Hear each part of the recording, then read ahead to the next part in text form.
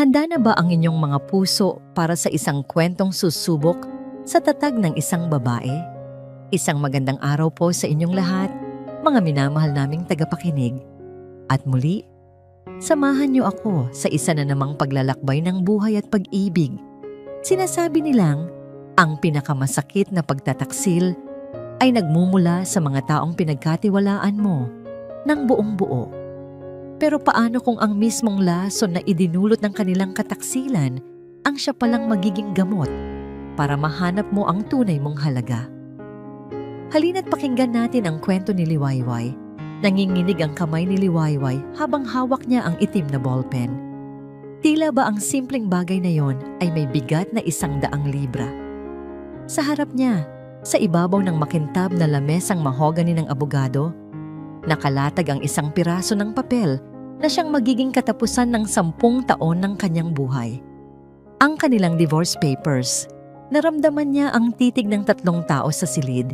Si Dante ang kanyang asawa, hindi ang kanyang dating asawa, ay nakatingin sa malayo, sa bintanang hindi naman tanaw ang kahit ano.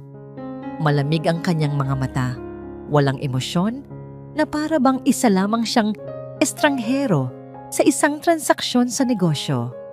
Sa tabi nito, ang ina, si Doña Consolacion Madrigal, ay mayroong isang maliit, halos hindi mahahalata, ngunit matagumpay na ngiti sa kanyang mga labi. At si Liwayway, nararamdaman niya ang pag-akyat ng pait sa kanyang lalamunan. Bawat pagtibok ng kanyang puso ay isang suntok sa kanyang dibdib. Ito na ang wakas, bulong ng isip niya. Dito na nagtatapos ang lahat.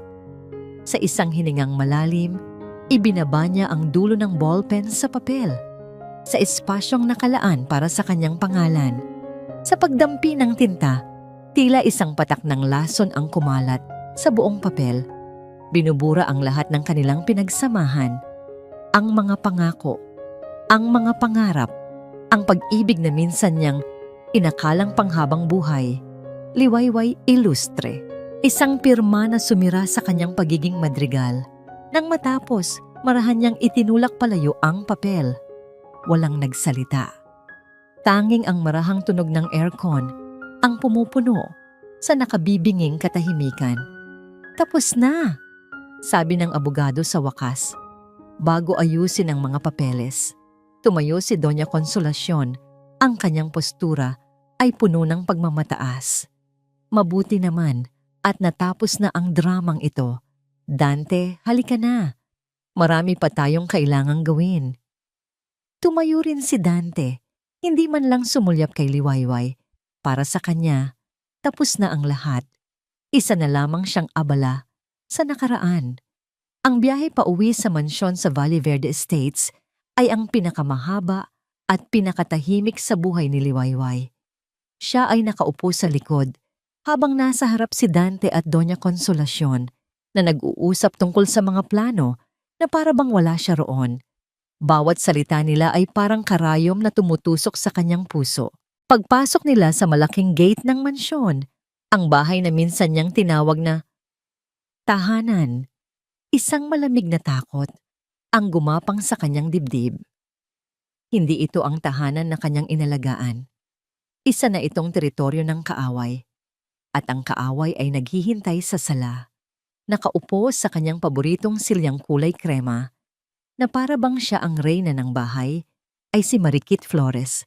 Nakadikwatro ito, suot ang isang mamahaling bestida na hapit sa kanyang perpektong katawan. Ngumiti ito nang matamis nang makita sila, isang ngiting hindi umabot sa kanyang mga mata. "It's done?" tanong ni Mariquit. Ang boses ay malambing, ngunit puno ng tagumpay. "Tapos na, Hija," sagot ni Doña Consolacion. Lumapit at hinaplos ang buhok ng dalaga. "Ang bahay na ito ay sa inyo na ni Dante." Nanigas si Liwayway sa kanyang kinatatayuan. Ang mga salitang iyon ay parang isang malakas na sampal. Humarap sa kanya si Mariquit. Tumayo ito at naglakad paikot sa kanya. Sinusuri siya mula ulo hanggang paa na may halong pag-insulto. "Well, Liwayway," sabi ni Mariquit. Huminto sa harap niya. I have to thank you for taking care of my house all these years. Pero I think it's time for a major renovation. Lahat ng mga luma at baduy na gamit dito, ipapatapon ko na. Simula sa kurtinang ito. Hinawakan nito ang mamahaling seda ng kurtina at pinunasan ng kamay na para bang nandidiri. Hindi makapagsalita si Liwayway. Ang bawat piraso ng muebles, bawat palamuti sa bahay na yon, ay siya ang pumili. Bawat sulok ay may alaala. At ngayon, lahat ng yon ay babastusin at itatapon. Lumapit si Doña Consolacion, ang kanyang mukha ay isang maskara ng pagkasuklam. Ano pang tinitingin-tingin mo dyan? Narinig mo si Marikit. Wala ka ng lugar dito? Hinawakan siya nito nang mahigpit sa braso. 10 taon kang nabuhay sa yaman namin. 10 taon kang kumain sa aming pagkain, natulog sa aming bubong. Isa ka lang palamunin. Isang parasitiko. At ngayon, tapos na ang pakinabang sayo, kaya lumayas ka na. Mami, mahinang saway ni Dante, ngunit walang lakas. Huwag kang makialam, Dante. Sigaw ni Doña Consolacion, ang mga matay nag-aapoy. Ibinibigay ko sa iyo ang 1 oras, Liwayway. 1 oras para kunin ang mga basahan mo at umalis sa pamamahay ko. Pagkatapos ng 1 oras, lahat ng maiiwan mo dito, ipapasunog ko. Sa wakas, 1 luha ang pumatak mula sa mata ni Liwayway. 1 mainit na patak ng pagkatalo. Mabilis siyang umakyat sa kanilang kwarto, sa dating kwarto nila. Binuksan niya ang aparador na puno ng mga damit na binili ni Dante para sa kanya. Ngunit hindi yun ang kinuha niya. Kinuha niya ang 1 maliit na maleta at inilagay doon ang iilang bagay na tunay na sa kanya. Mga lumang litrato ng kanyang mga yumaong magulang, ang paborito niyang libro, at ang maliit na music box na bigay ng kanyang ina. Pagbaba niya, wala pang 30 minuto ang nakalipas. Dala niya ang maliit na maleta. Si Dante, si Doña Consolacion, at si Marikit ay nagtatawanan sa sala. Umiinom ng champagne na para bang nagdiriwang. Walang lumingon sa kanya habang naglalakad siya palabas ng pinto. Walang nagpaalam. Habang hinihila niya ang kanyang munting maleta sa mamahaling driveway, nagsimulang umambon. Bawat patak ng ulan ay tila nakikidalamhati sa kanya. Pagdating niya sa gate, lumingon siya sa huling pagkakataon. Ang mansyon ay nakatayo pa rin, en grande at marangya. Ngunit para sa kanya, isa na itong malaking puntod, ang mabigat na tarangkahang bakal, ay nagsara na may malakas na kalabog, ang tunog na nagselyo sa kanyang nakaraan. Nakatayo siyang mag-isa sa labas, sa ilalim ng papalakas na ulan, basang-basa, nanginginig sa ginaw at sa pighati. Wala siyang mapupuntahan, wala siyang pera, wala siyang pamilya. Ito na ang pinakamababang punto ng kanyang buhay. Biglang nag-vibrate ang kanyang cellphone sa loob ng kanyang bulsa. Nanginginig niyang kinuha iyon. 1 mensahe mula sa 1 numerong hindi niya kilala. Binuksan niya ito. Plano A. Magkita tayo sa Hiraya Cafe bukas. Huwag kang mag-alala, kakampi mo ako. Ang amoy ng alikabok at lumang kahoy ang sumalubong kay Liwayway sa maliit na silid ng 1 murang paupahan. Malayo sa malambot na kama at mabangong silid na kanyang iniwan, ang higaan dito ay matigas at ang ilaw mula sa bintana ay malabo. Hinarangan ng mga kalapit na gusali. Ito ang kanyang naging kanlungan para sa gabing iyon. 1 kanlungan ng pighati. Umupo siya sa gilid ng kama at binuksan ang kanyang munting maleta. Sa loob, naroon ang iilang bagay na nagpapaalala sa kanya kung sino siya bago siya naging 1 madrigal. 1 larawan ng kanyang mga magulang, nakangiti at masaya. 1 lumang kopya ng paborito niyang libro na ang mga pahina ay kulay dilaw na. At ang maliit na music box na gawa sa kahoy na tumutugtog ng himig na kinakanta sa kanya ng kanyang ina noong bata pa siya. Hinaplos niya ang malamig na ibabaw ng music box. Dati, Ang tunog nito ay nagbibigay sa kanya ng kapayapaan. Ngayon, tila ba sinasaliwan nito ang kanyang pag-iyak. Isinara niya ang kanyang mga mata at bumalik sa kanyang alaala ang masasayang araw nila ni Dante. Ang kanilang unang pagkikita, ang kanyang mga pangako, ang mga ngiti na minsang nagpatibok ng kanyang puso.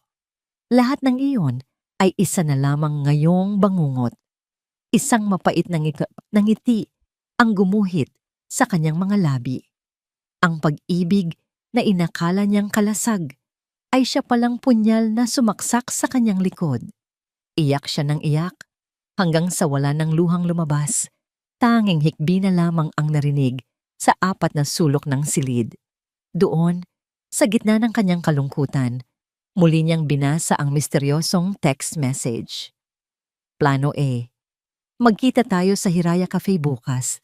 Huwag kang mag-alala, kakampi mo ako. Sino ang taong ito? Isang kaibigan? O baka naman isang patibong? Sa puntong yun, wala nang mawawala sa kanya. Ang natitira na lamang ay isang maliit na kislap ng pag-asa, isang tanong na bumabagabag sa kanyang isipan. Hawak ang cellphone, nakatulugan niya ang bigat ng kanyang damdamin. Kinabukasan, maaga siyang gumising. Ang pamamaga ng kanyang mga mata ay bakas ng gabing nagdaan. Matapos mag-ayos ng kaunti, tinungo niya ang Hiraya Cafe.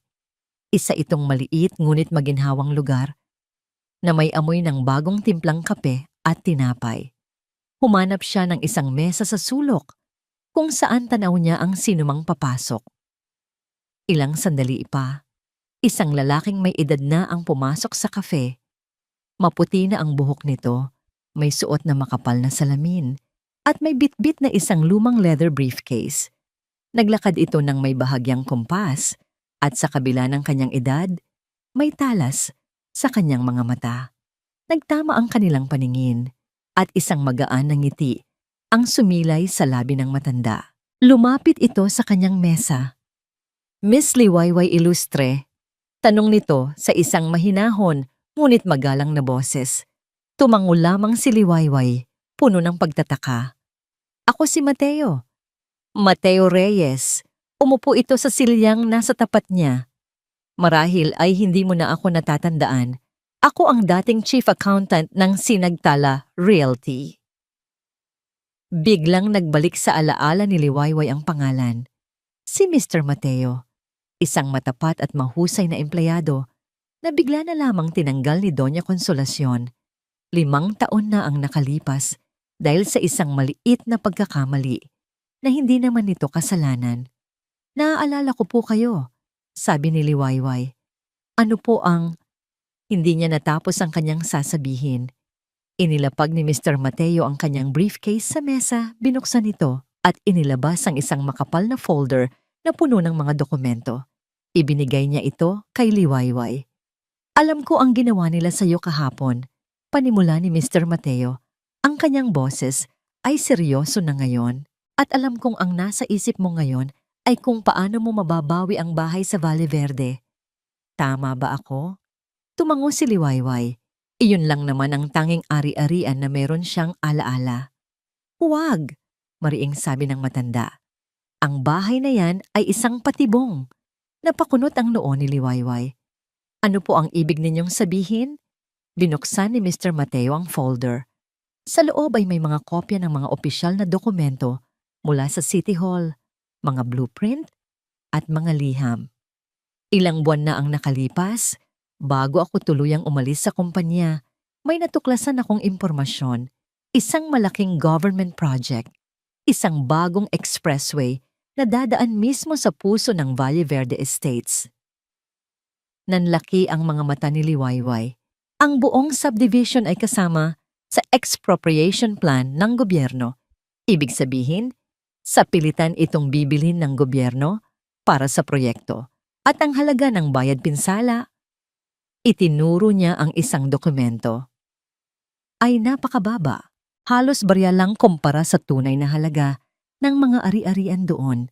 Matagal nang alam ni Doña Consolacion ang tungkol dito, kaya pala ipinagpilitan niyang isalin sa pangalan niya ang titulo ng bahay bilang settlement dahil alam niyang wala na itong magiging halaga sa loob ng ilang buwan. Para siyang binuhusan ng malamig na tubig. Ang lahat ng sakit, ang lahat ng pagpapakumbaba na tiniis niya para makuha ang bahay na yon ay para sa isang kasinungalingan, isang panlilinlang. Hindi lang siya tinalikuran, niloko pa siya ng harap-harapan. Isang galit na hindi niya pa naramdaman kailanman ang nagsimulang umusbong sa kanyang dibdib. Isang nag-aalab na galit na tumunaw sa kanyang mga luha. Anong gagawin ko? Tanong niya. Ang boses ay nanginginig hindi sa takot, kundi sa nagbabadyang bagsik. Ngumiti si Mr. Mateo, isang nangiting puno ng talino. Iyan ang plano A. Itinuro niya ang mga dokumento. Ang mansyon ay isa lamang palamuti, liwayway. Ang tunay na yaman, ang tunay na kapangyarihan, ay nasa Sinagtala Realty and Development, ang kumpanyang itinayo ng ama mo at ng ama ni Dante. Ang kumpanyang unti-unting sinisira ng kasakiman ni Doña Consolacion.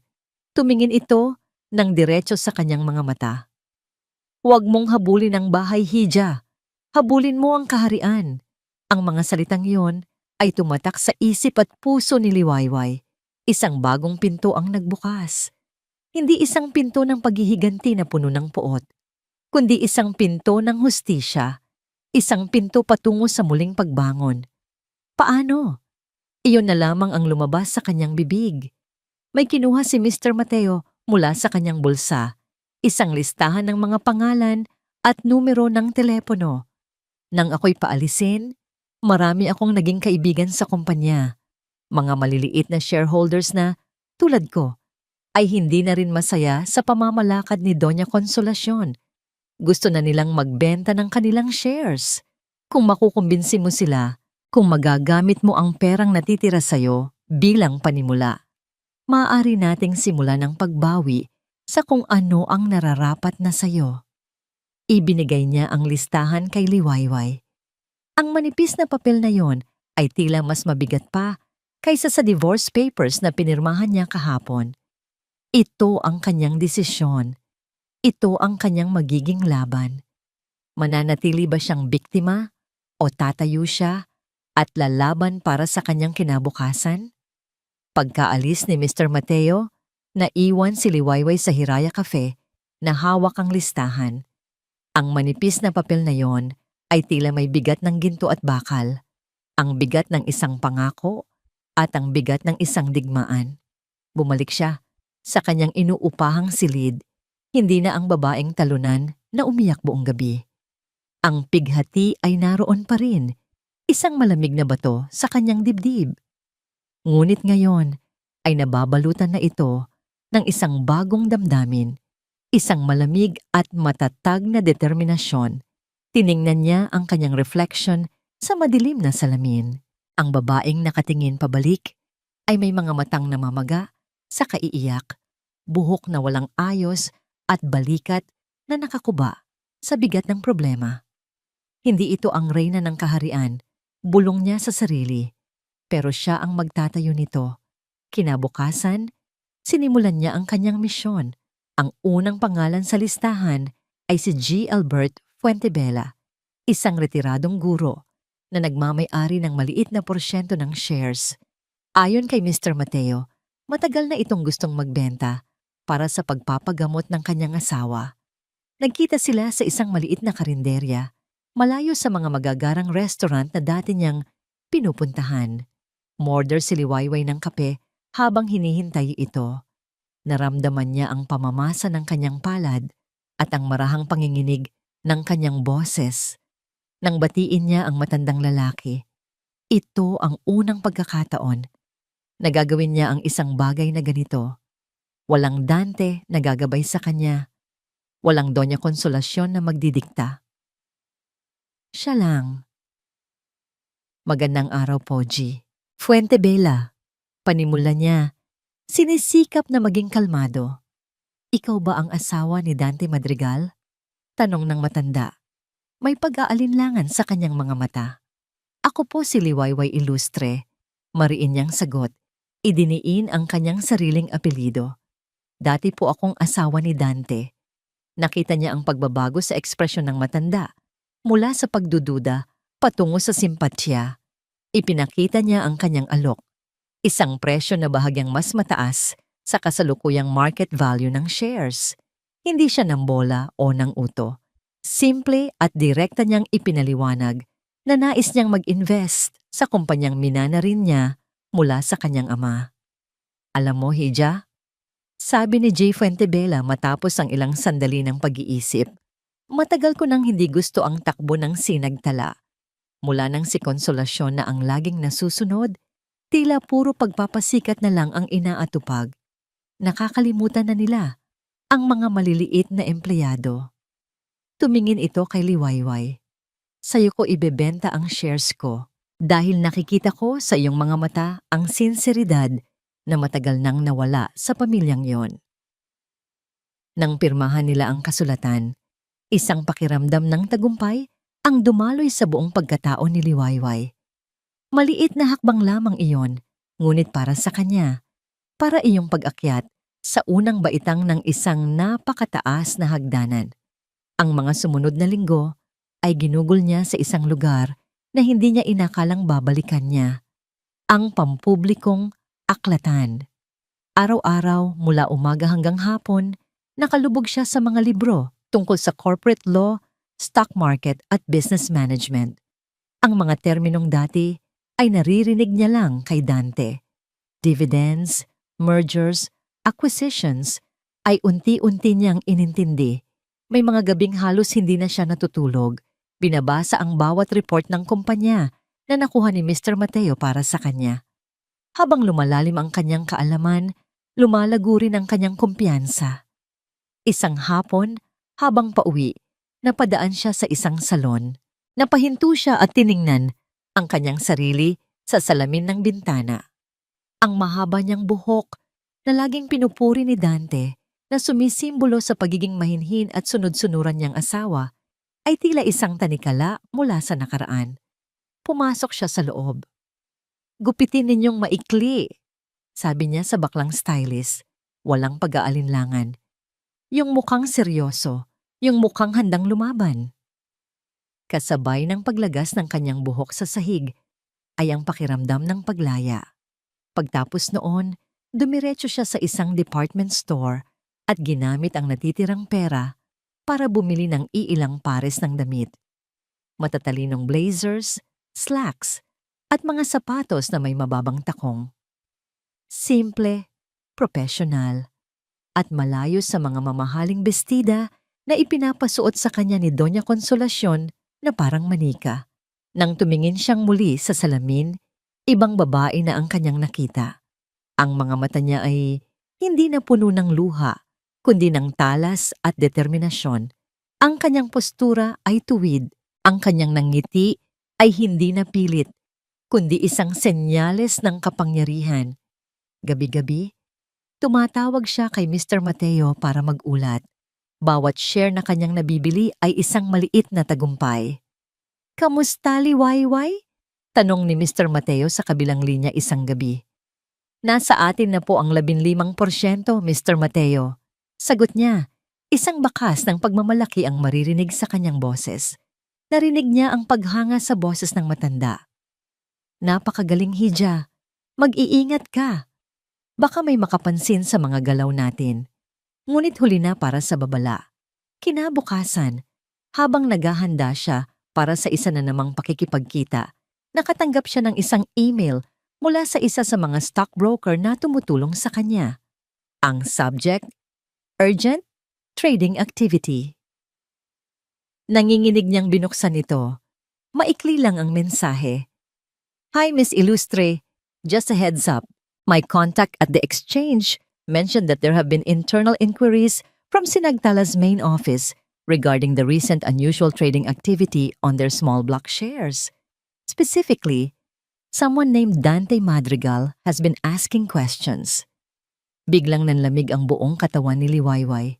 Napansin na nila. Ang tahimik na digmaan na kanyang sinimulan ay hindi na isang sikreto. Hawak ni Dante ang isang baso ng champagne. Ang mga munting bula ay masiglang umaakyat sa ibabaw. Isang nangiti ang nakapaskil sa kanyang mukha. Isang ngiti ng ngiting pinilit niyang panatilihin sa loob ng halos 2 oras na. Sa paligid niya, ang malawak na sala ng mansyon ay puno ng mga bisita, mga kasosyo sa negosyo, mga tinatawag na kaibigan ng kanyang ina. Lahat ay nagpapaligsahan sa pagbati sa kanya.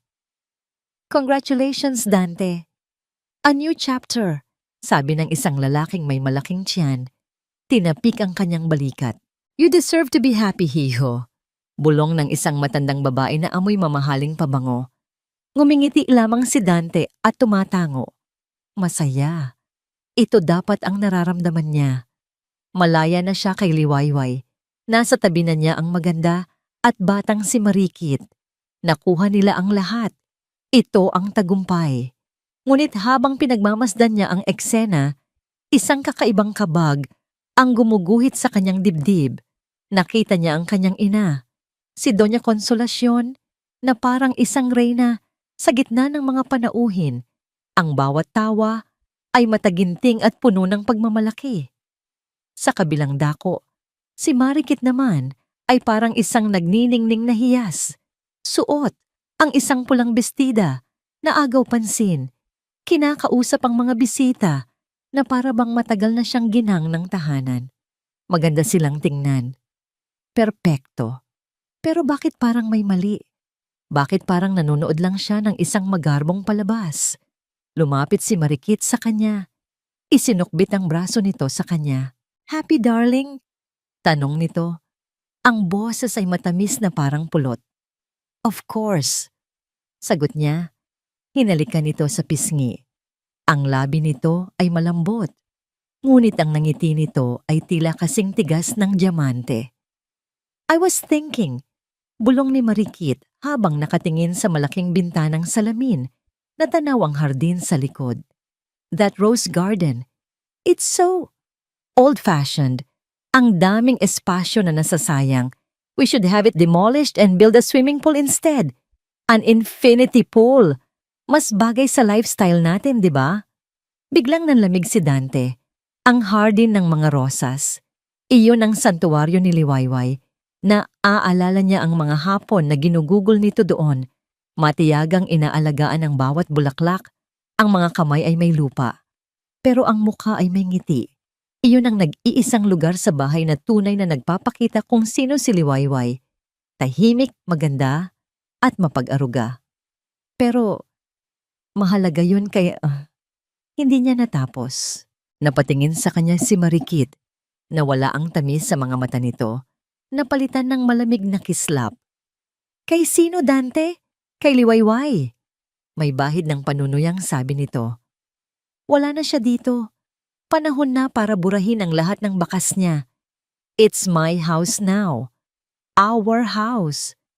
Bago pa man siya makasagot, lumapit si Doña Consolacion. May dalang 2 baso ng champagne. Narinig nito ang huling sinabi ni Marikit. "Tama si Marikit, Dante," sabi ng ina. Iniabot sa kanya ang isang baso. Ang nakaraan ay dapat nang kalimutan. At maganda ang ideya ng isang swimming pool. It will increase the value of the property. Ngumiti si Marikit. Pakiramdam ay nanalo. Ngunit ang nangiting iyon ay agad na naglaho. Nang magsalita muli, si Doña Consolacion, ang boses ay mahina. Ngunit may diin, para lamang sa kanilang tatlo. "Pero siyempre Marikit, hija," sabi ng matanda, tinititigan ng dalaga. "Lahat ng malalaking pagbabago sa pamamahay na ito ay kailangan munang dumaan sa akin. Ako pa rin ang nagdedesisyon dito, maliwanag?" Ang ngiti ni Marikit ay bahagyang natigilan. Isang mabilis na kislap ng inis ang dumaan sa kanyang mga mata bago ito napalitan muli ng pekeng tamis. "Of course po, tita. You are the queen of this house." "Mabutit nagkakaintindihan tayo," sagot ni Doña Consolacion bago muling humarap sa mga bisita. Iniwan ang dalawa na may mabigat na tensyon sa pagitan nila. Nakita ni Dante ang lahat. Ang palihim na labanan ng kapangyarihan. Si Marikit na gustong maging reyna at ang kanyang ina na hindi kailanman isusuko ang trono.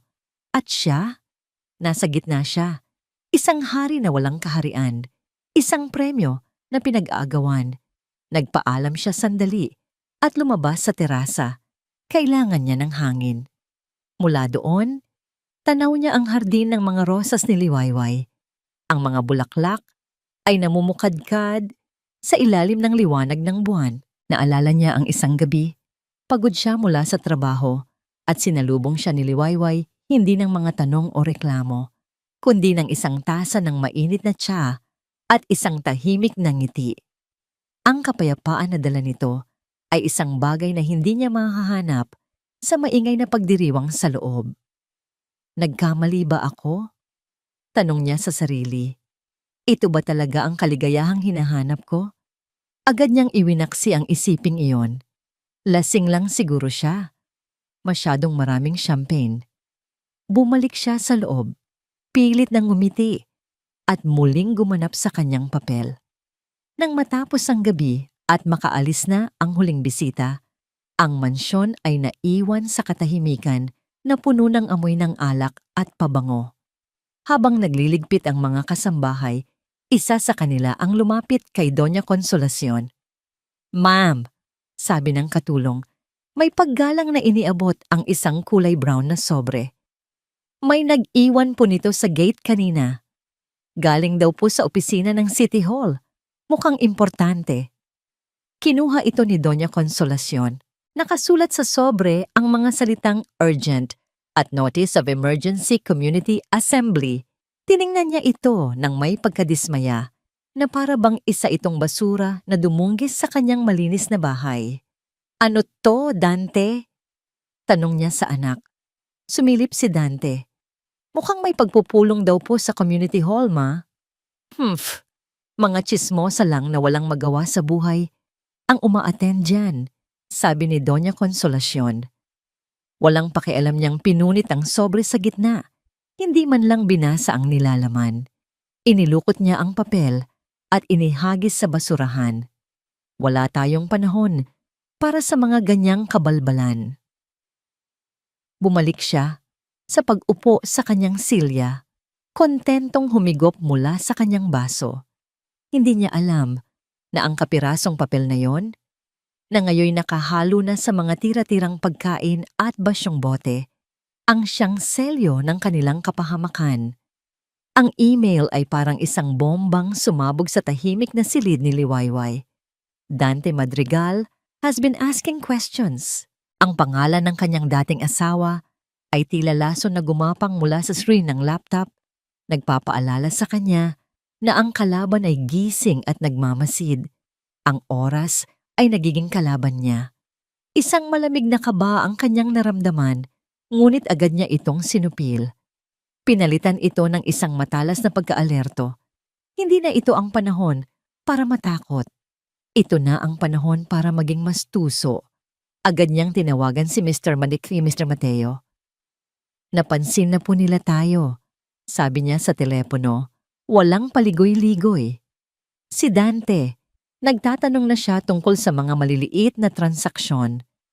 Narinig niya ang malalim na pagbuntong hininga ng matanda sa kabilang linya. "Inaasahan ko na ito, Hija.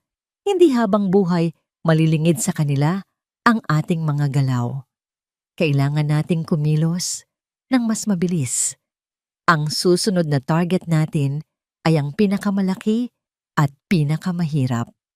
Ang tinutukoy ni Mr. Mateo ay si G. Andres Elizalde, isang matalik na kaibigan ng yumaong ama ni Dante. Siya ang nag-iisang pinakamalaking minor shareholder, hawak ang 10% ng kumpanya. Kung makukuha nila ang shares nito, malaking-malaki ang kanilang magiging lamang. Nagkita sila sa lobby ng isang mamahaling hotel, ang lugar na pinili ni G. Elizalde. Siya ay isang lalaking nasa edad na, may dignidad sa tindig, at may mga matang sanay nang tumingin sa halaga ng isang tao. "Liwayway, Hija," bati nito. May bahid ng awa sa kanyang boses. Nabalitaan ko ang nangyari sa inyo ni Dante. I'm very sorry. Salamat po sa iyong oras, G. Elizalde. Magalang na sagot ni Liwayway. Pinanatiling propesyonal ang kanyang tono. Inilatag niya ang kanyang alok, direkta at tapat. Isang presyong mas mataas pa kaysa sa inalok niya sa iba. Ngunit umiling lamang si G. Elizalde. Ija, kilala ko ang mga madrigal mula pa noong bata ka. Ang aking katapatan ay nasa pamilya. Itinayo namin ng ama ni Dante ang kumpanyang ito mula sa wala. Hindi ko ito basta-basta tatalikuran dahil lamang sa isang away mag-asawa. Hindi po ito tungkol sa isang away mag-asawa. Giit ni Liwayway, ngunit tila sarado na ang isip ng matanda. Pasensya na, sabi nito. Tumayo na. My decision is final. Umuwi si Liwayway na may matinding pagkadismaya, tila isang pader na bakal ang humarang sa kanyang daraanan. Kung hindi nila makukuha ang shares ni G. Elizalde, halos imposible na nilang maabot ang mayorya. May paraan pa, sabi ni Mr. Mateo nang magkausap sila sa kanilang war room. Ang maliit na apartment ni Liwayway na ngayon ay puno ng mga dokumento at financial charts. Lahat ng tao ay may presyo o may kahinaan. Kailangan lang nating hanapin kung ano ang kay Andres Elizalde. Muli silang bumalik sa pananaliksik. Ngunit sa pagkakataong ito, hindi ang sinagtala ang kanilang pinag-aralan, kundi ang sariling negosyo ni G. Elizalde, ang Elizalde Textiles. Inga sa una, lahat ay mukhang maayos. Ngunit dahil sa karanasan ni Mr. Mateo bilang accountant, alam niya kung saan titingin sa mga anino. Halos hating gabi na nang matagpuan nila ang isang maliit na ulat sa isang business journal online. Isang artikulo tungkol sa pagkawala ng isang malaking international contract ng Elizalde Textiles. Sinundan nila ang sinulid na yon. Naghalongkat sila ng mga public records at financial statements. At doon nila nakita ang katotohanan na pilit itinatago ni G. Elizalde. Ang kumpanya niya ay lubog sa utang at malapit ng malugi. Ang kanyang katapatan sa mga madrigal ay hindi dahil sa pagkakaibigan, kundi dahil kailangan niya ang kanilang impluwensya para makakuha ng pautang sa bangko. Isang bagong plano ang nabuo sa isip ni Liwayway. Isang plano na hindi lamang matapang, kundi napakatalino. Muli siyang humiling ng isang pulong kay G. Elizalde. Sa pagkakataong ito, siya ang pumili ng lugar, isang tahimik na coffee shop. Sinabi ko na sa'yo, Hija, hindi magbabago ang isip ko. Bungad agad ng matanda. May iritasyon sa boses. Kalmado lamang si Liwayway. Inilapag niya sa mesa, hindi ang isang checkbook, kundi ang isang manipis na folder. Hindi po ako naparito para bilhin ang shares ninyo sa lumang presyo. G. Elizalde. Binuksan niya ang folder. Sa loob ay isang proposal. Isang detalyadong business plan. Naparito po ako para iligtas ang Elizalde Textiles. Natigilan ang matanda. Binasa nito ang mga papel. Nakasulat doon ang pagsusuri ni Liwayway sa problema ng kumpanya nito at ang kanyang solusyon. Isang panukalang partnership sa isang bagong manlalaro sa retail industry na matagal nang naghahanap ng local textile supplier. Isang deal na si Liwayway mismo sa tulong ng mga koneksyon ni Mr. Mateo, ang nagsimulang buuin sa loob lamang ng 2 araw. Paano mo? Hirap na tanong ni G. Elizalde, hindi makapaniwala sa kanyang nababasa. Pinag-aralan ko po ang negosyo, simpleng sagot ni Liwayway. Nakita ko po ang problema at nakahanap ako ng solusyon. Ito po ang alok ko. Iligtas natin ang kumpanya ninyo. Ako ang gagawa ng paraan para maisara ang deal na ito. Bilang kapalit, hindi ng pera, kundi ng kaligtasan ng Elizalde Textiles, ay ang 10% ng shares ninyo sa sinagtala. Tinitigan ni G. Elizalde si Liwayway. Ang babaeng nasa harap niya ay hindi na ang kaawa-awang dating asawa ni Dante. Ang nakikita niya ngayon ay isang matalino at mapanganib na strategist. Isang babaeng hindi lang basta-basta bumibili ng shares, kundi nag-aalok ng mga solusyon, nagpapakita ng isang pangitain na matagal nang nawala sa sinagtala sa ilalim ni Doña Consolacion. Matagal ang katahimikan.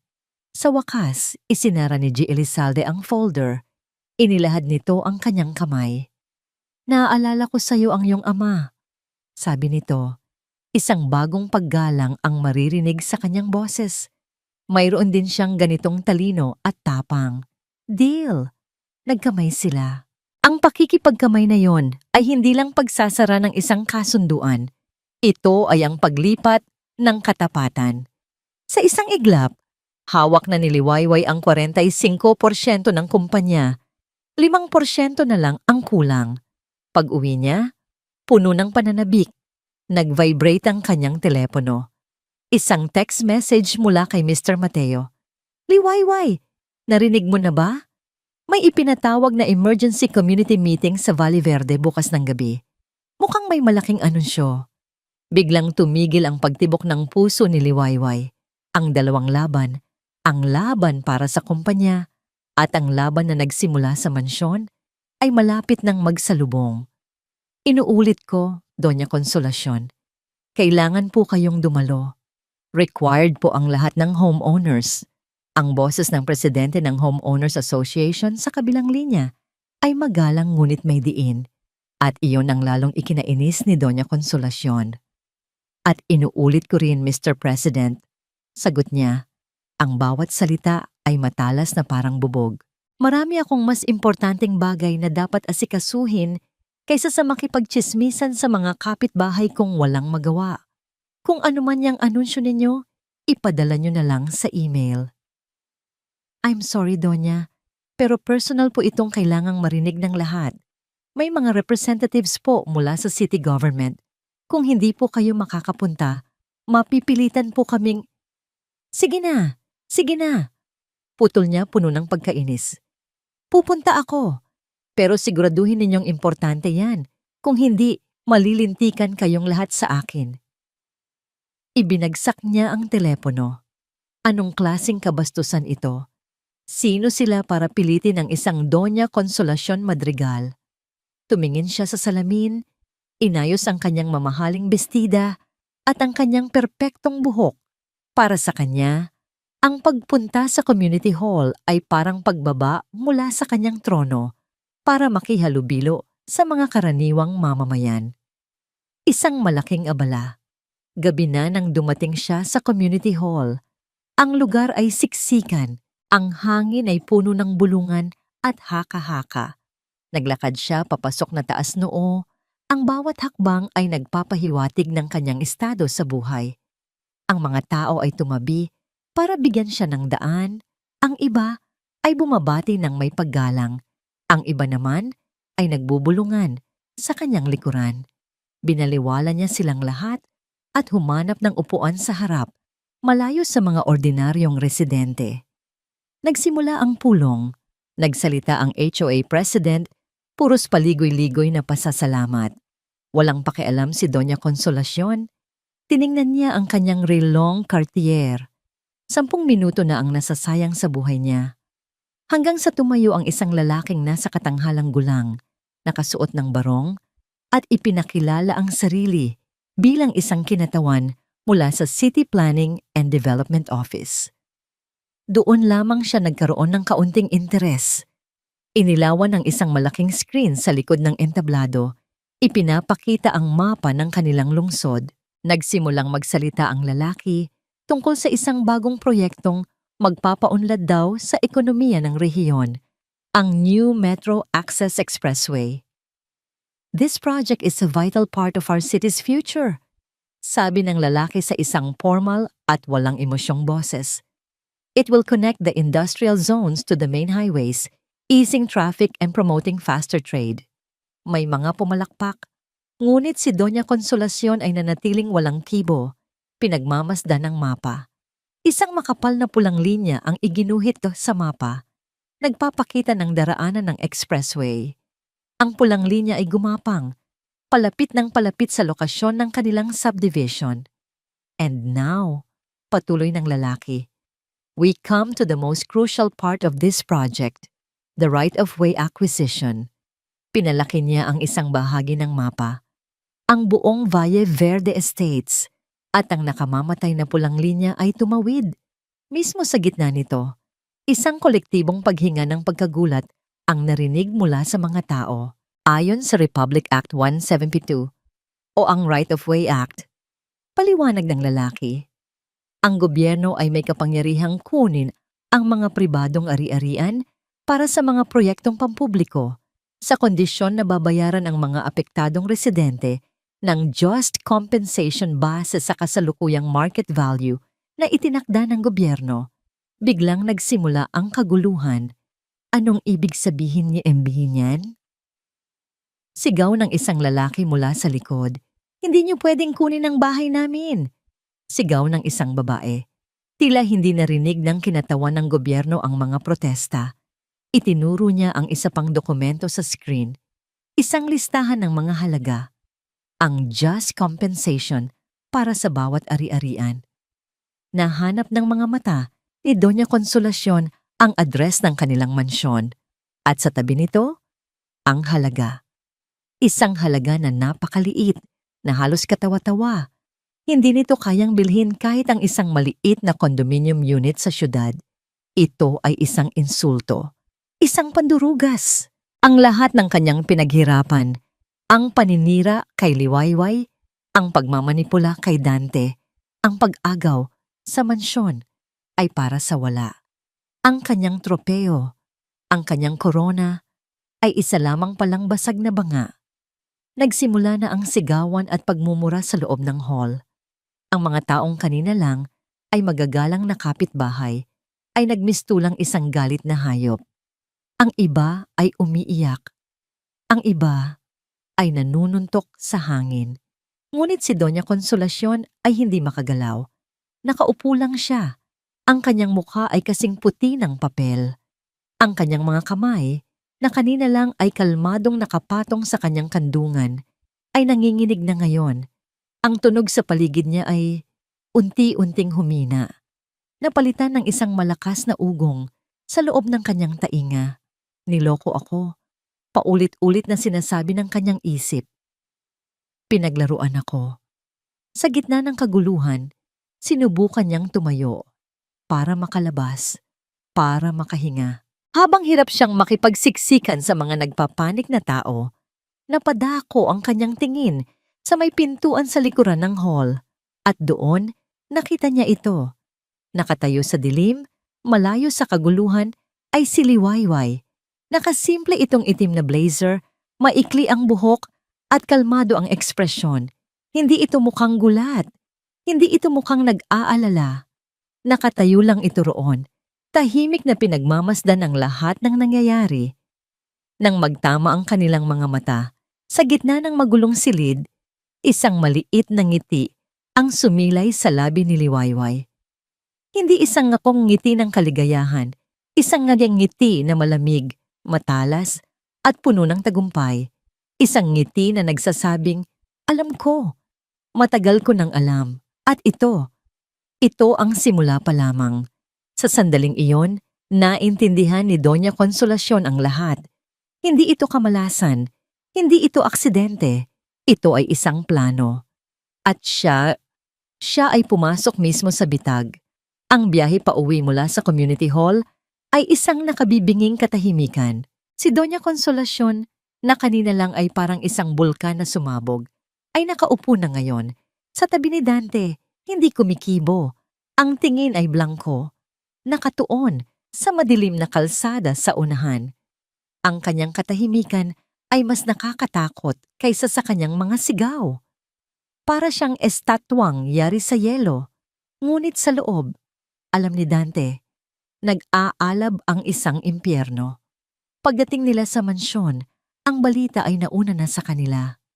Si Marikit ay naglalakad-lakad sa sala, parang isang tigre sa loob ng hawla. Ang kanyang mukha ay puno ng hindi makapaniwalang galit. Totoo ba, Dante? Salubong nito sa kanila, ang boses ay matinis. Totoo bang wala ng halaga ang bahay na ito? Nababayaran lang tayo ng gobyerno ng mga kakarampot na barya? Hindi sumagot si Dante.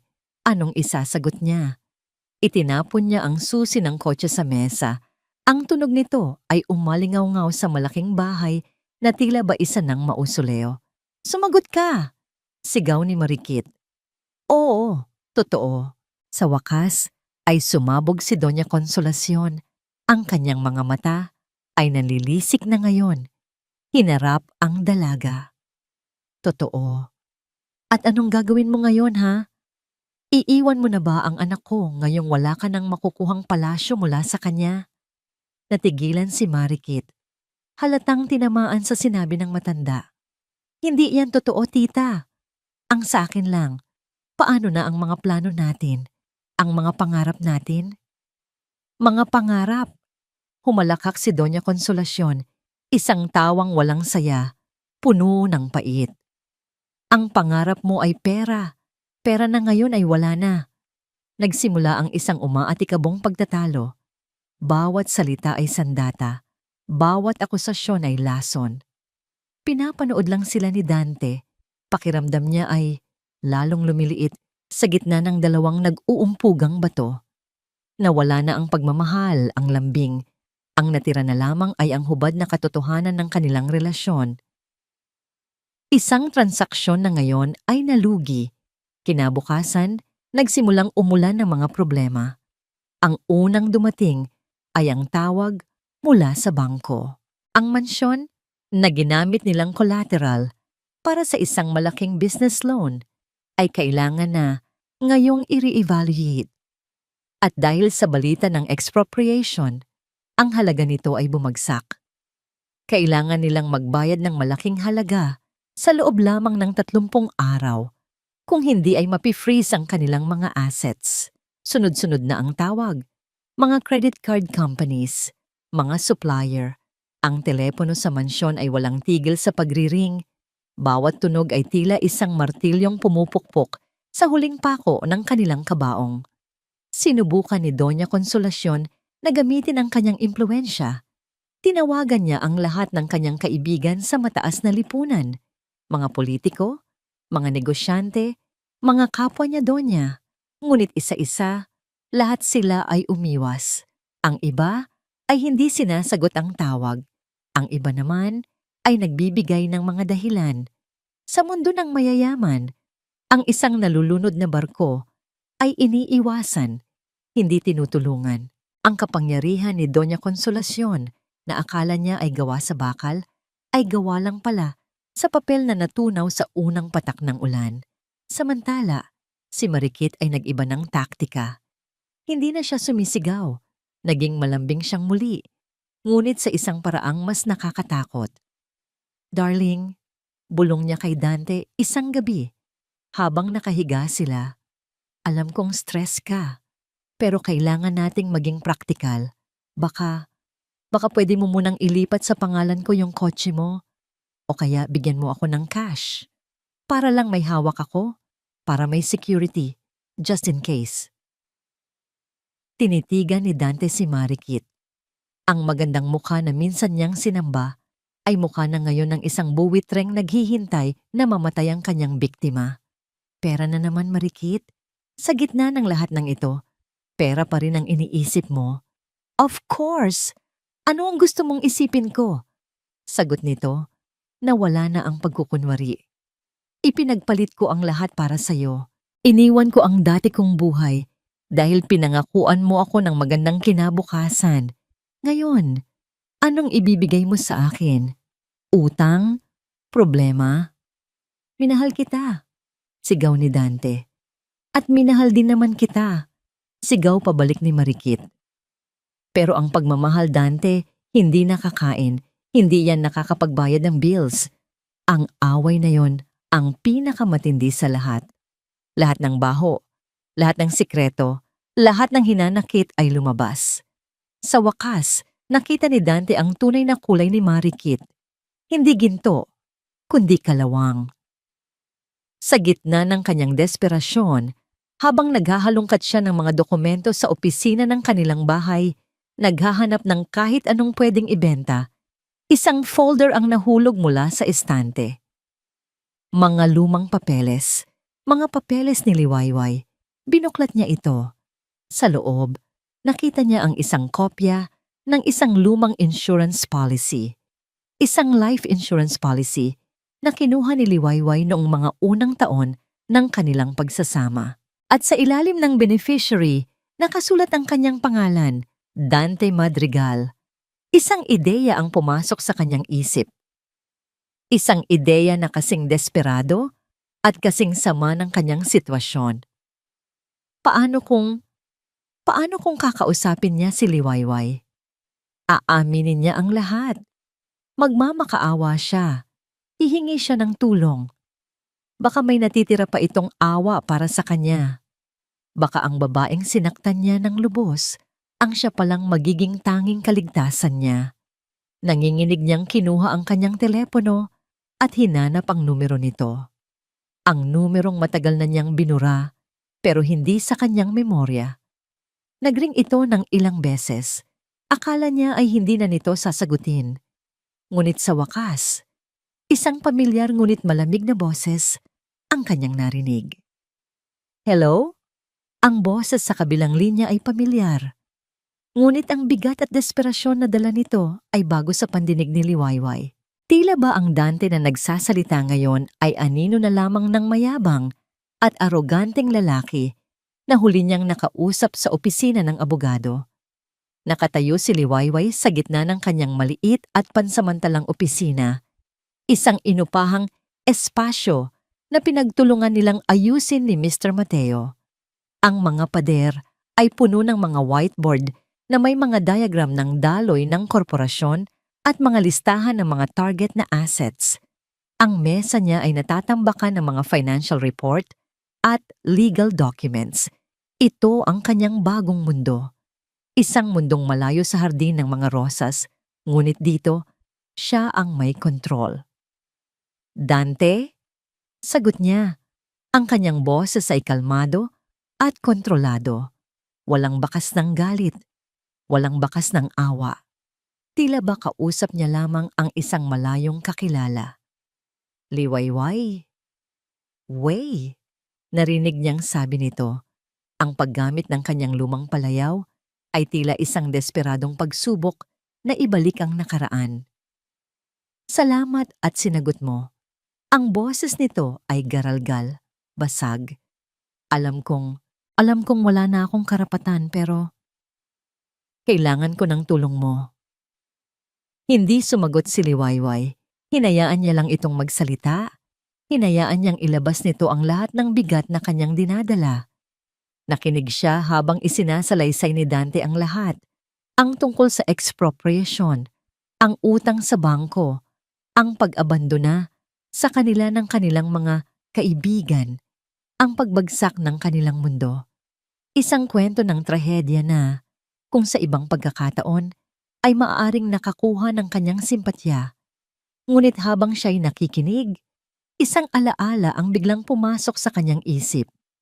Ang imahe ng kanyang sarili, basang-basa sa ulan, nanginginig sa gilid ng kalsada, habang ang mga taong nasa kabilang linya ngayon ay nagtatawanan at nagdiriwang sa loob ng mansyon. Ang alaala ng pagyurak sa kanyang dignidad, ang pagtatapon sa kanya na parang basura. Ang alaala na yon ay isang kalasag na yari sa yelo. Walang emosyon ang makakatagos dito. Hindi ko na alam ang gagawin ko, Wayway. Pagtatapos ni Dante, ang kanyang boses ay isa ng bulong ng pagsuko. Si Mami, malapit nang magkasakit sa puso. Si Marikit, iniisip na akong iwan. Lahat nawawala. Baka ikaw na lang ang makakatulong. Isang mahabang katahimikan ang namagitan sa kanila. Sa katahimikang yon, narinig ni Liwayway ang paghinga ni Dante. Mabigat at puno ng pag-asa. Naghihintay ito. Umaasa na ang Liwayway na dati niyang kilala. Ang babaeng mapagpatawad, ang babaeng laging nauuna ang kapakanan ng iba, ang babaeng paulit-ulit niyang sinaktan pero laging bumabalik ay naroon pa rin. Ngunit ang babaeng iyon ay matagal nang namatay. Namatay siya sa araw na pinirmahan niya ang mga papeles ng diborsyo. Ang nagsasalita ngayon ay si Liwayway Ilustre, ang babaeng bumangon mula sa abo. At ano ang gusto mong gawin ko, Dante? Sa wakas ay tanong niya. Ang kanyang boses ay kasing talas ng isang patalim. Natigilan si Dante sa tanong. Marahil ay hindi niya inaasahan ang ganitong katanungan. Marahil ay inaasahan niya ang agad-agad na pagsang-ayon o pag-aalok ng tulong. Hindi ko alam. Pwede mo kaming pautangin? O kausapin ng bangko? May pera ka pa naman, di ba? Yung mana mo sa mga magulang mo? Isang mapait na ngiti ang sumilay sa labi ni Liwayway. Kahit hindi ito nakikita ni Dante. Ang perang minsan nitong minaliit, ang perang minsan nitong tinawag na barya. Kumpara sa yaman ng mga madrigal, ay iyon ngayon ang kanyang hinihingi. Ang lahat ng bagay ay may katumbas na halaga, Dante. Sabi ni Liwayway, ang bawat salita ay mabagal at may diin. Bawat salita ay isang hatol. 10 taon akong nagbayad para sa pamilya ninyo.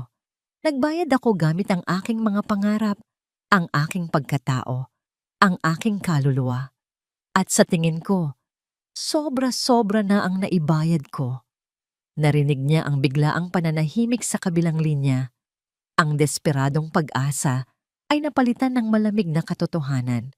At bayad na ako sa lahat ng utang ko sa inyo. Pagpapatuloy niya. Goodbye, Dante. Hindi na niya hinintay ang sagot nito. Dahan-dahan niyang ibinaba ang telepono. Pinuputol ang huling hibla na nag-uugnay sa kanya sa kanyang nakaraan. Walang luha. Walang pagsisisi. Tanging isang pakiramdam ng kapayapaan. Isang pakiramdam ng paglaya. Pagkababa niya ng telepono, bumukas ang pinto ng kanyang opisina. Pumasok si Mr. Mateo. Ang kanyang mukha ay seryoso, ngunit may kislap ng tagumpay sa kanyang mga mata. Hawak niya ang isang dokumento. Nakuha na natin ang huling pirma mula sa isang maliit na shareholder sa Cebu. Sabi ng matanda. Ang kanyang boses ay puno ng pananabik. Inilapag niya ang papel sa mesa ni Liwayway.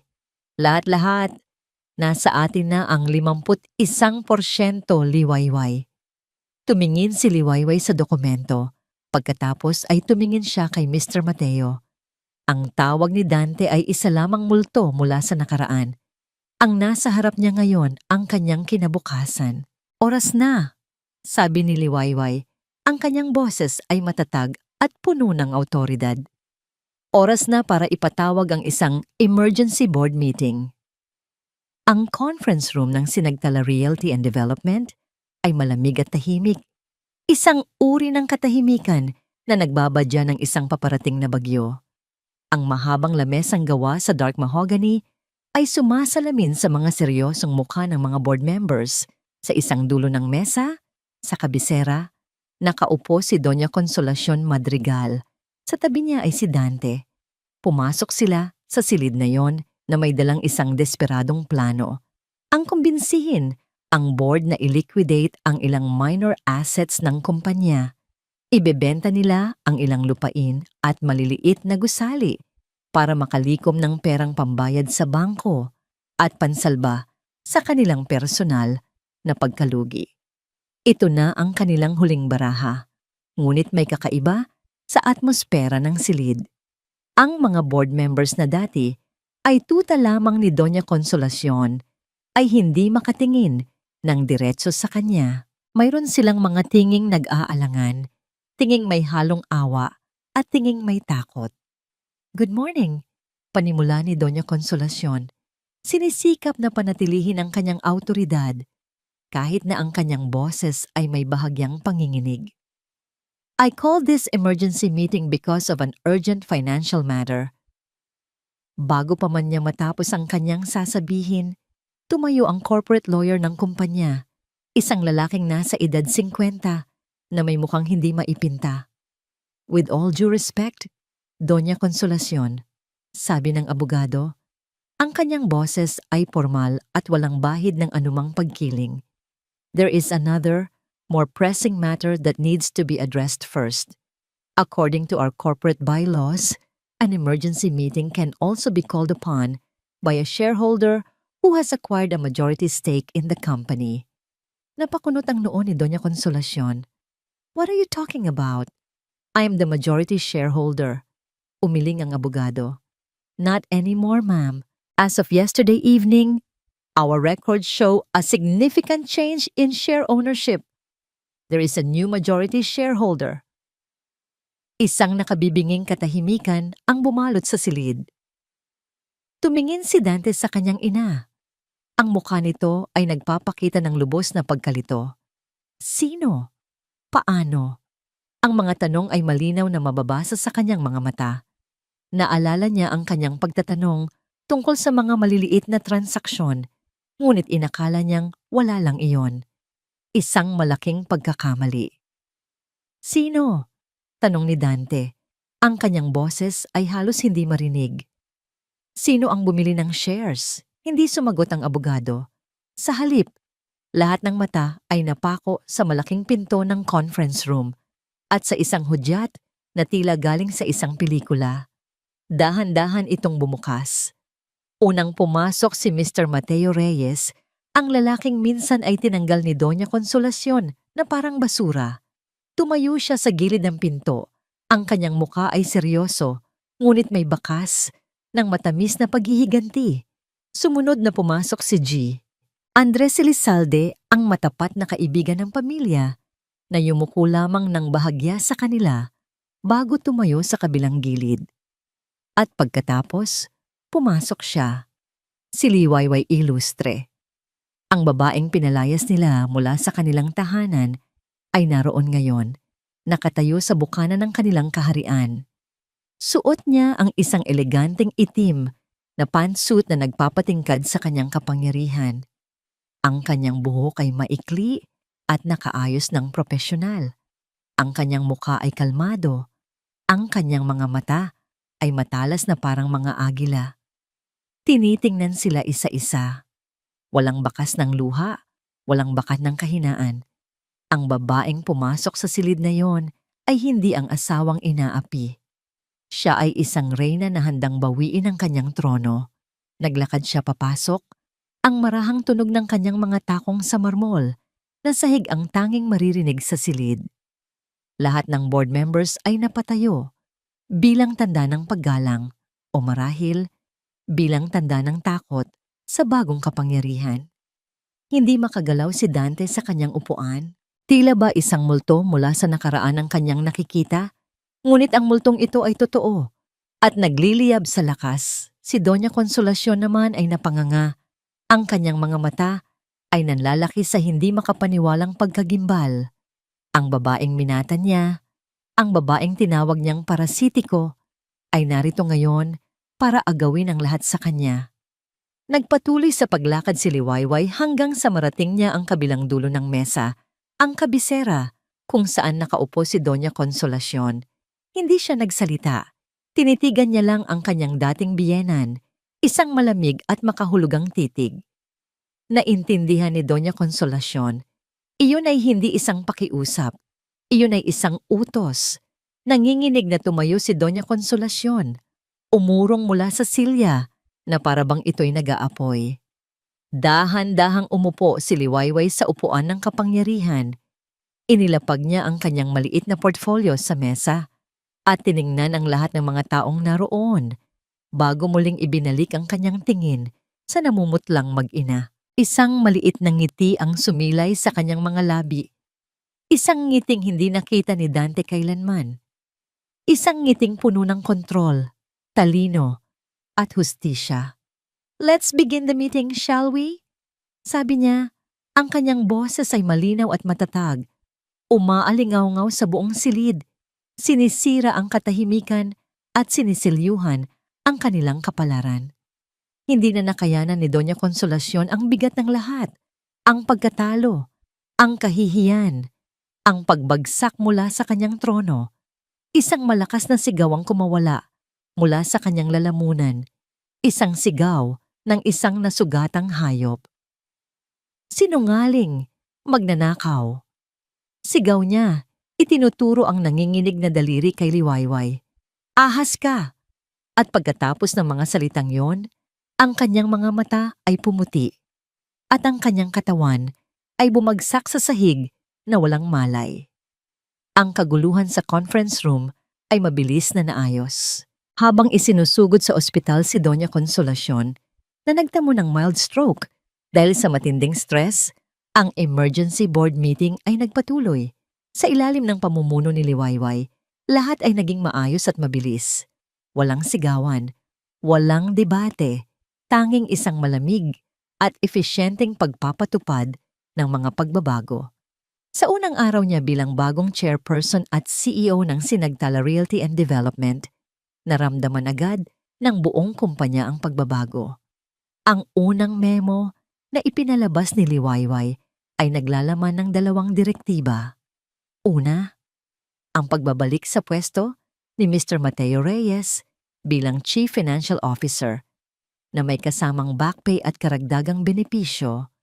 Ang balita ay mabilis na kumalat at para sa mga matatagal ng empleyado, ito ay isang senyales ng pagbabalik ng hustisya sa kumpanya.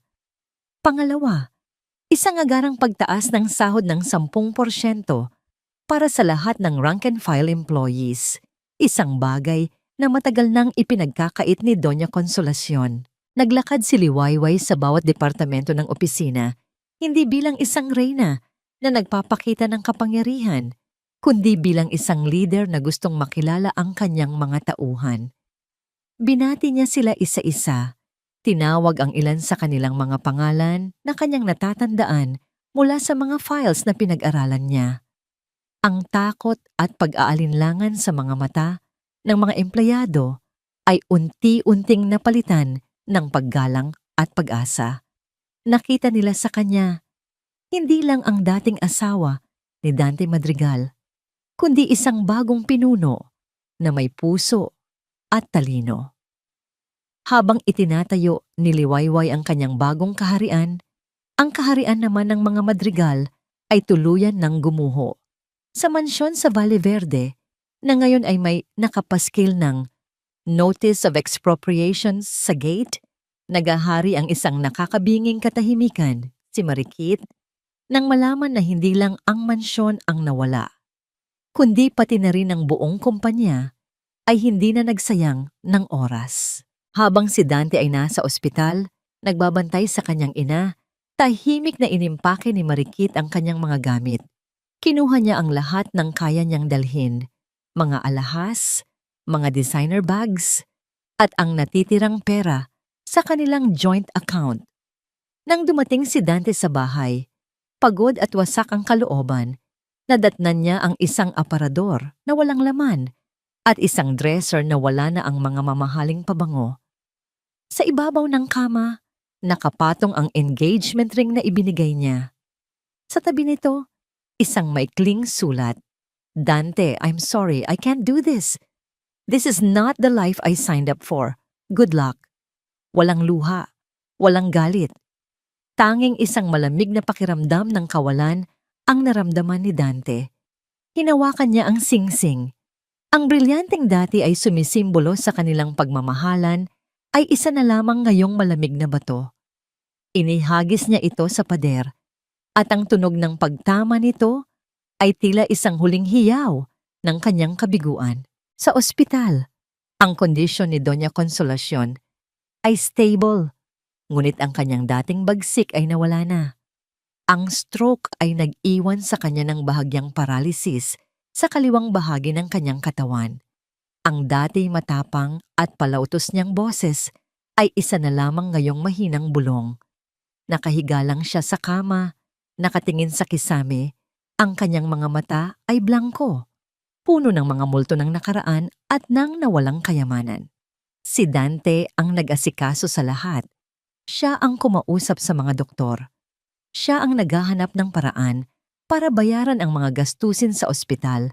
Ipinagbebenta ang kanyang mamahaling relo at iba pang personal na gamit. Sa unang pagkakataon sa kanyang buhay, naramdaman niya ang tunay na bigat ng responsibilidad. Isang responsibilidad na wala ng yaman o kapangyarihan na susuporta.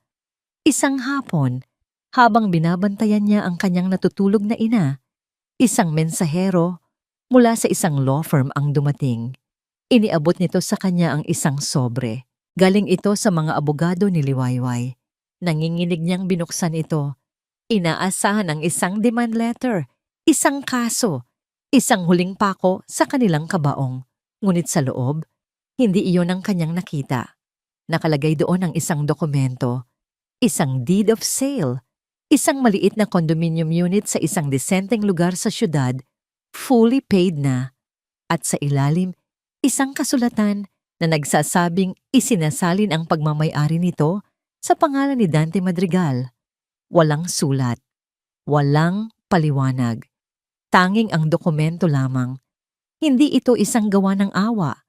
Naintindihan ito ni Dante. Ito ay isang gawa ng pagtatapos.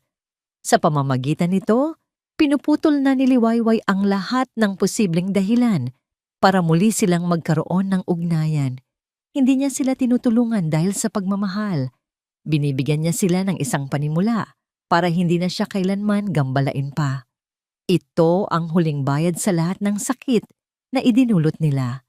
Isang paraan para sabihing, heto, kunin ninyo. At ngayon, tapos na tayo. Nakatitig si Dante sa papel at sa unang pagkakataon mula nang magsimula ang lahat ng ito, tuluyan siyang napaiyak. Hindi dahil sa nawalang pera o sa kahiyan. Umiyak siya para sa babaeng winasak niya, ang babaeng kahit sa huli ay nagpakita pa rin ng isang uri ng dangal na hindi niya kailanman naunawaan. 6 na buwan ang lumipas. Ang Sinagtala Realty and Development sa ilalim ng pamumuno ni Liwayway Ilustre ay sumikat na parang isang bagong bituin sa industriya. Ang mga lumang mapanlinlang na proyekto ni Doña Consolacion ay pinalitan ng mga makabago at community-focused developments. Ang kumpanya ay hindi lang kumikita. Nagkakaroon din ito ng puso. Ang pangalang Liwayway Ilustre ay naging bukambibig sa mundo ng negosyo, isang simbolo ng pagbangon, talino at integridad. Ngunit sa hapon na yon, malayo si Liwayway sa kinang ng mga boardroom at sa ingay ng stock market. Nakaupo siya sa paborito niyang sulok sa Hiraya Cafe. Ang maliit na kapihan kung saan nagsimula ang lahat ay binili na niya. Hindi bilang isang tropeo, kundi bilang isang paalala. Isang paalala kung saan siya nagsimula at kung gaano nakalayo ang kanyang narating. Humihigop siya ng mainit na kape habang binabasa ang isang libro, hindi isang business journal, kundi isang nobela. Natutunan niyang muli ang mga simpleng bagay na nagpapasaya sa kanya. Mga bagay na matagal na niyang kinalimutan noong siya pa ay isang madrigal. Isang tunog ng kampanilya mula sa pinto ang nagpataas ng kanyang tingin. Isang lalaki ang pumasok. Medyo humaba ang buhok nito, mas payat. At ang mga mamahaling damit ay napalitan ng simpleng polo shirt at pantalon. May iilang puting buhok na rin sa kanyang sentido. Ngunit ang pinakamalaking pagbabago ay nasa kanyang mga mata. Wala na ang dating kayabangan. Napalitan ito ng isang tahimik at malalim na pagtanggap. Si Dante. Naglakad ito palapit sa kanyang mesa. Hindi mayabang, kundi may pag-aalinlangan. Liwayway, bati nito sa mahinang boses. Pwede ba akong umupo sandali? Tumango si Liwayway, itiniklop ang kanyang libro.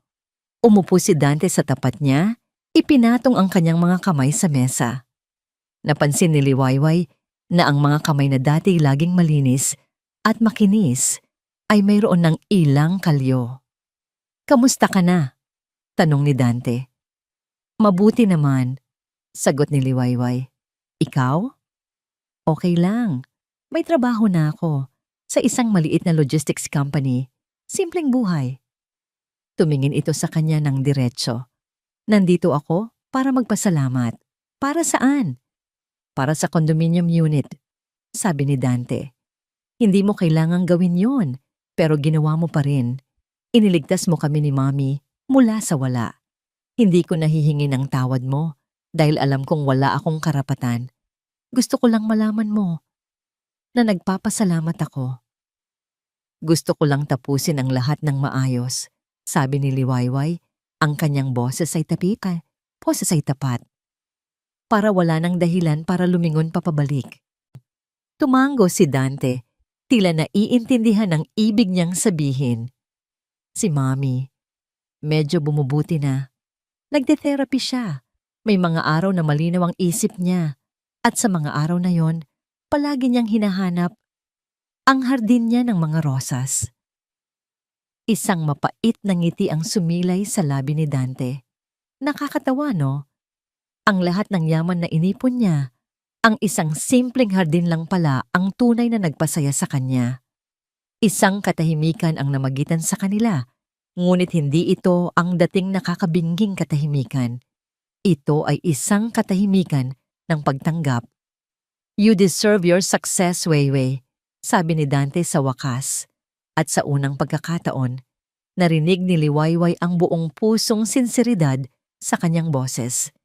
You were always the smarter one, the better one. Hindi ko lang nakita noon. Tumayo na ito. Sige na, hindi na kita aabalahin pa. Dante, tawag ni Liwayway bago ito tuluyang makaalis. Lumingon ito. Mag-ingat ka. Isang maliit na ngiti. Sa pagkakataong ito ay tunay, ang gumuhit sa mukha ni Dante. Ikaw din, Liwayway. At pagkatapos ay umalis na ito, naglakad papalabas ng cafe, papalayo sa kanyang buhay, at tungo sa sarili nitong bagong simula. Naiwan si Liwayway na mag-isa, ngunit hindi siya nakaramdam ng kalungkutan. Nakaramdam siya ng gaan. Ang huling hibla ng nakaraan ay naputol na. Ang huling multo ay natahimik na. Tumingin siya sa labas ng bintana. Ang araw ay unti-unti nang lumulubog, nag-iiwan ng mga kulay kahel at rosas sa kalangitan. Ito ay isang pagtatapos, ang pagtatapos ng isang mahaba at madilim na gabi. Ngunit alam niya, sa kanyang puso, na pagkatapos ng bawat paglubog ng araw, laging may kasunod na pagsikat. Hinawakan niya ang kanyang tasa ng kape. Mainit pa rin. Ngumiti siya. Isang nangiting para lamang sa kanyang sarili. Isang nangiting puno ng kapayapaan, puno ng lakas, at puno ng walang katapusang pag-asa. Dahil sa wakas, natagpuan na niya ang kanyang sariling Liwayway. At dito po nagtatapos ang ating kwento. Isang paglalakbay na nagpapatunay na kahit gaano kadilim ang gabi ng pagsubok, laging may bukang Liwayway na naghihintay para sa mga hindi sumusuko. Ang kwento ni Liwayway ay nagtuturo sa atin na ang tunay na paghihiganti ay hindi nakukuha sa pagwasak sa iba, kundi sa muling pagbuo ng ating mga sarili. Ito ay ang pagtuklas na ang ating halaga ay hindi nakasalalay sa pag-ibig ng iba, kundi sa pagmamahal na kaya nating ibigay sa ating sarili. At ang pinakamatamis na tagumpay ay ang kapayapaan ng kalooban na dulot ng pagpapatawad, hindi para sa kanila, kundi para sa ating sariling paglaya. Marami pong salamat sa inyong walang sawang pagsubaybay at pakikinig. Sana po ay may napulot kayong aral at inspirasyon sa kwento ni Liwayway. Ngayon, nais po naming marinig ang inyong saloobin. Anong parte ng kwento ang pinakatumatak sa inyo? At anong uri ng mga kwento pa ang gusto ninyong marinig sa mga susunod nating paglalakbay? I-comment nyo lang po sa ibaba. Hindi dito nagtatapos ang ating paglalakbay. Marami pa pong kwentong kasing ganda at mas puno ng aral dito sa aming channel. Kung nagustuhan nyo ang kwentong ito, i-like, i-share sa pamilya at mga kaibigan, at mag-subscribe na rin para lagi kayong updated sa mga susunod pa naming kwento. I-click nyo ang notification bell para kayo ang unang makarinig kapag may bago kaming upload. Pagpalain po kayo ng Panginoon, kayo at ang inyong buong pamilya.